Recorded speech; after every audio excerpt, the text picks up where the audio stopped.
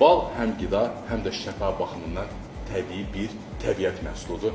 Ona görə də mən hər zaman ovala ballarını istifadə edən Nurlan, xoş gördük. Xoş gördük olsun. Nurlan, sənin sayəndə demək olar ki, mən hər gün balla qidalanıram. Nurlan mənə deyir ki, Şükran bəy, sizin üçün 6 aydır elə bir bal hazırlamışam ki, yəni heç bir proteinə, heç bir energetik ehtiyac olur. Səhər ac qarnına bir qaşıq yeyirsən, günə başlayırsan. Əvvəldə biz onu açaq, sonra sözümüz davam edelim. Oy,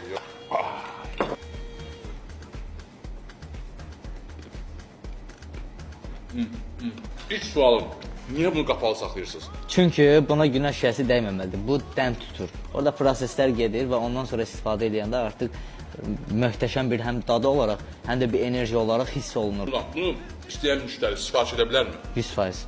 Belə ağ bal var. Bu nədir Nurlan? Ağ krem balıdır bu.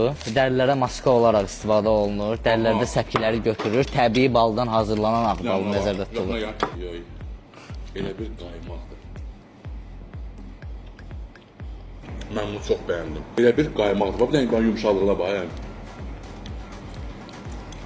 Siz də əgər bal yeyirsinizsə, yəni bal həm də şəfa məhsuludur. Bir çox xəstəliklərin müalicəsi bax bu baldadır. Ovala ballarından sifariş edir. Ovala balın özəlliyi nədir? İl ərzində bir dəfə süzüm aparır. Olmayan bitki yoxdur da demək olar ki.